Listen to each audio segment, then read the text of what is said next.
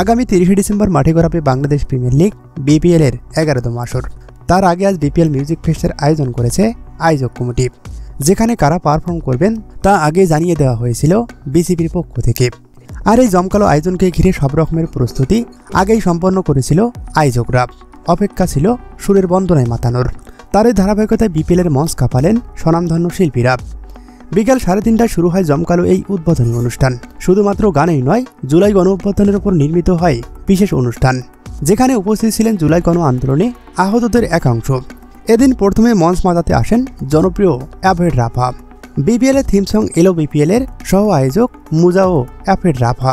এরপর বিপিএল এর মঞ্চ কাঁপান জেফার, মুজা ও সঞ্জয়রা। সেই সাথে সুরের বন্দনায় বিপিএল মঞ্চ মাতালেন মাইলস। আসল চমক পাকিস্তানি সঙ্গীত শিল্পী রাহাত ফাতে আলী খান মঞ্চে ওঠেন রাত 8:30টায়। সুরের বন্দনায় দর্শকদের মাতান এই কিংবদন্তি শিল্পী। এর জন্য অবশ্য 3.5 কোটি টাকাও নিয়েছেন এই পাকিস্তানি শিল্পী।